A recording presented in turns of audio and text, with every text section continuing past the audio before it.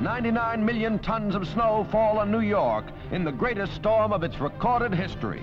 The 15-hour precipitation catches the great city unawares and gradually puts the big town in a deep freeze. As the snow descends at the rate of 2 inches per hour, car travel becomes hazardous and pedestrians scurry for shelter.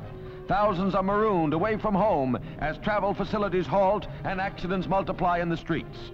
With traffic nearly at a standstill at the height of the storm, most activity ceases, and then the metropolis becomes a silent city under a ghostly mantle. The heart of America's greatest city pauses in its beat, and Broadway becomes truly the Great White Way as the snowy pall continues relentlessly to pile crystal mountains along the streets.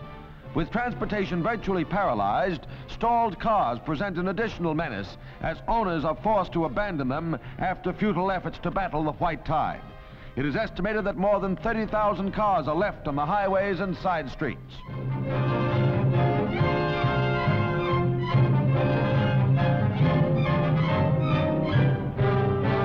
Many battle to their homes on foot as night falls and the storm continues unabated.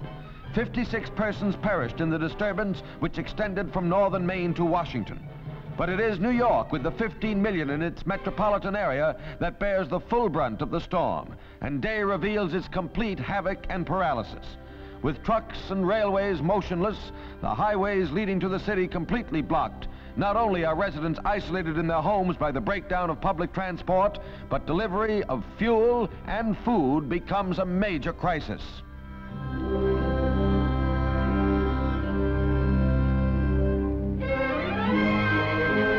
Nearing 25 8/10 inches and still snowing.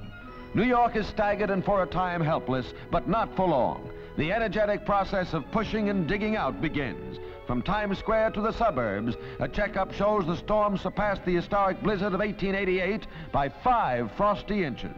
From now on, the word is dig.